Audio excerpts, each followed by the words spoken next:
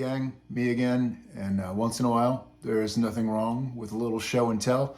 I thought I'd take a few minutes to talk to you about an old friend of mine from the late 90s who just got a facelift.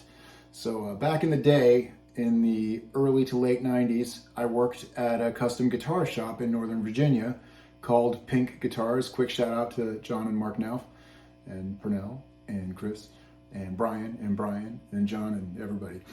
But I was lucky enough to have an employee discount back then, and I picked this guitar up. It's a Japanese made ESP M3. When I picked it up, the guitar was white back in the late 90s.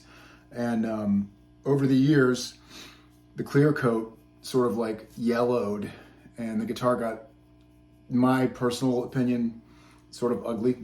And it was originally bought to sort of fill a hole in my heart that getting rid of one of my white HM Strats had left. So I bought this white ESP M3 and I changed out all the pickups in it. So I got rid of the factory pickups and I put in a Duncan Screamin' Demon and 2 classic Strat stacks. And I also changed out the wiring, put a Fender 5-way in there, and I replaced the volume and the tone with push-pull pots. And actually, that's the main reason I wanted to talk to you today, was to tell you about this wiring and why it's kind of cool. And show off the new paint job, by the way. I just got this back today from Pat Wilkins of Wilkins Guitars out in California. And I told him, I asked him very nicely, and I paid him, to make this the most obnoxious, kind of like neon day glow hot pink he could. And he put this really cool metal flake in there that I'm not sure the camera's picking up or not, but this thing came out just perfectly. So the main point was to facelift this thing so I'd want to play it again, and it totally worked.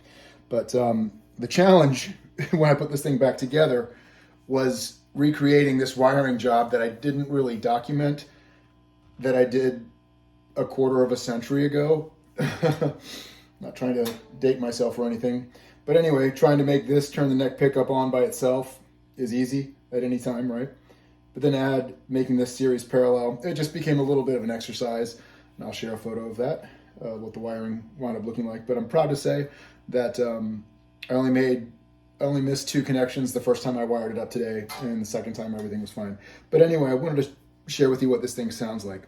So this Screamin' Demon pickup is a medium output pickup, which is extremely bright, and it's almost been described as like breaking glass, but I do like its kind of growly aggressiveness without being woofy or overly distorted. You're going to be hearing this through my Hughes & Kettner Triumph Mark III on the 1A channel, and on the pedal board there I'll be going through a Strymon Big Sky for some reverb. And there's just a splash of delay from the Boss DD500. So here's what the Screamin' Demon itself sounds like, purely clean.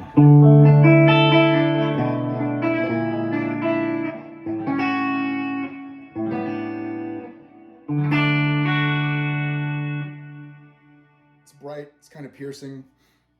It's cool, I like it, it's very brilliant. It now will be paired with a classic Strat stack, and these are humbuckers, one coil on top of the other, and it allows you to do some cool things wiring wise, which I'm going to talk about in a minute with this series parallel stuff here. But anyway, here we go in position 2 with an automatic coil split. So this is split in half, and we're only using 1 bobbin on the classic Strat stack. So position 2.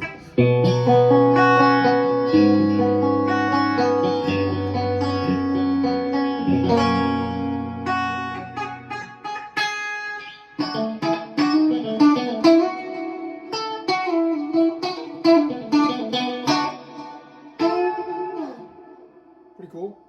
It doesn't have quite the note bloom that you would expect from, say, a Stratocaster, despite having a rosewood fingerboard. This is a rear routed guitar, and they just sound a little more subdued in terms of the note bloom and the fullness than a guitar with a pickguard, or what we call a front routed guitar does. But nonetheless, hey man, that is nothing to sneeze at. Here's position 3. This is a classic Strat stat by itself, and as I always say with the middle pickup by itself, who cares? If you want to hear it, it's... Never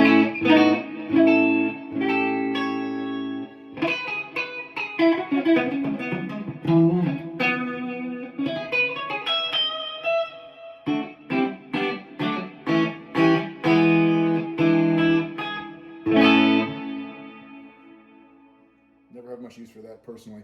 So we'll get to position 4, 2 classic Strat stacks, and they're both full humbucking, so we're using both coils and all pickups. That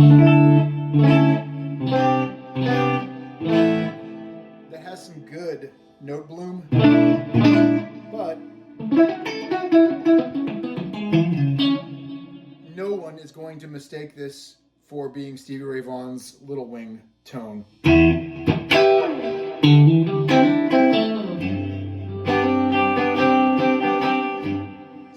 It just doesn't have the breadth and the bloom and the brilliance.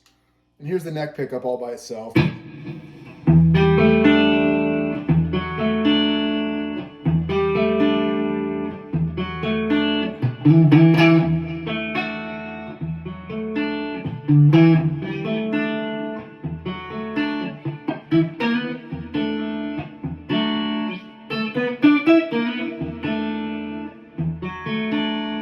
Again, decent, but I want to introduce you to the tone push-pull knob. In the case of this guitar, this will use both bobbins of this neck pickup, but instead of them being in series, which is one coil into another coil and out of your output jack, it's going to run them in parallel. So both coils are going to kind of make sounds at the exact same time. And what you get is a slight drop in volume, a little less bass, and kind of this really increased presence and crystalline type of tone. So again, here's the neck pickup in series, which is default like normal.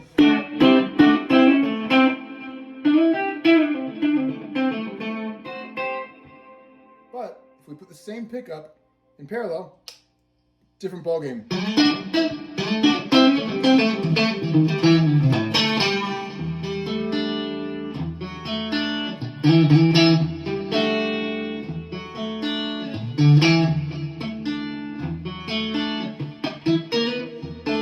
It almost sounds like there's 2 pickups on, but really it's just this one.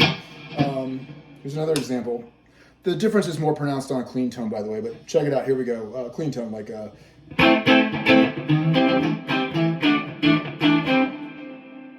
there's nothing like funk for demonstrating clean tones. So let's take the same neck pickup, go parallel.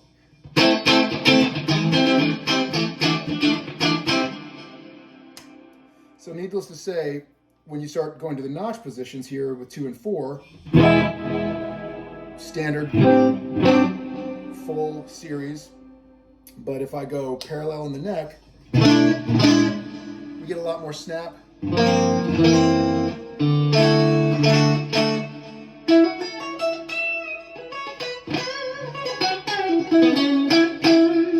lot more snap, very crystalline, and that's very, very neat. So again, we'll give a funk example here. Here's standard series.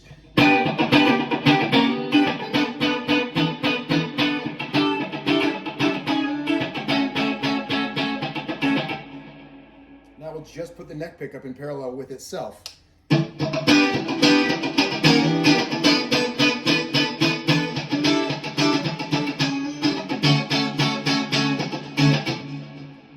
So that's plenty cool. Now, this guy. I decided that long ago that a mod that I wanted on all of my Strat type guitars was to have a push-pull pot that would turn the neck on at any time. And I'm not going to claim that I invented it, but I thought of it for myself, and I know that Fender and a lot of other manufacturers do that now, which is totally cool. But needless to say, when you can turn the neck pickup on at any time, you get the outside 2 here, like a Telecaster.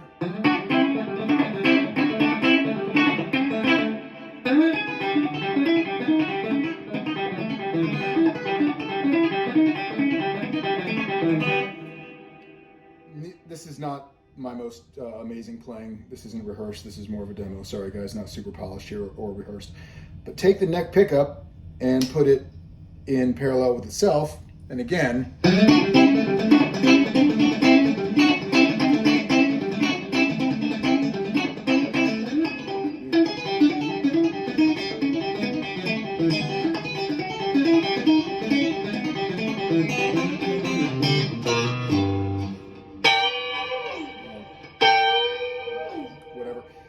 So you can see that effect. Now, we get into some real fun stuff here when we do, say, position 2, these 2 pickups with automatic splits for both of these, and we add the neck pickup. So we go from just like a to all 3.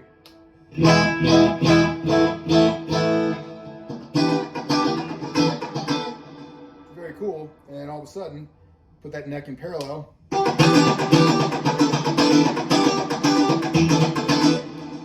Sounds really, really cool.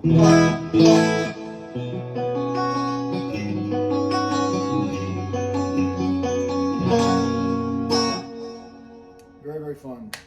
So I wired this a long time ago and had to figure it out again today with much older eyes, and came out pretty cool. I actually only I omitted one wire and I misplaced a second one when I reconnected everything, but I got it back. So some of the distorted tones, I mean, this is pretty much table stakes, but if you want to hear some of the distorted tones out of the Screaming Demon, this is nothing new under the sun.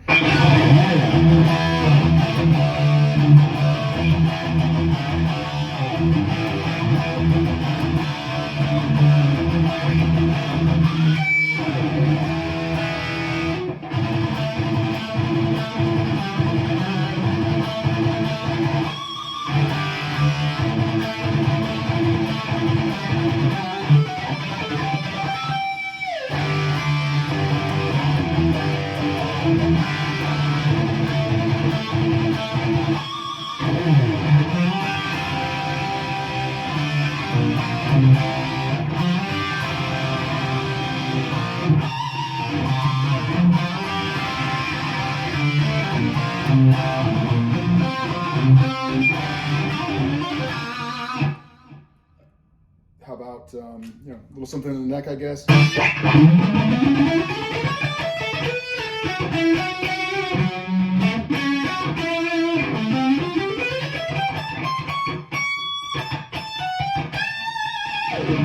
Neck in parallel.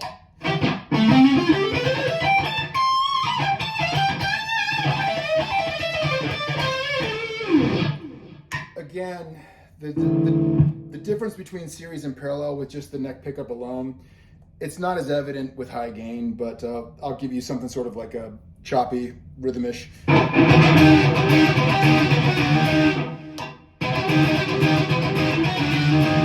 Or if we do some of the position 4 stuff.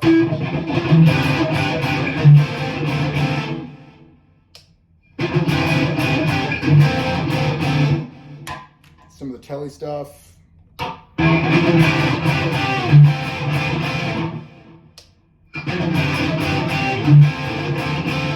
This particular tone, telly with the parallel in the neck, is kind of cool for like a.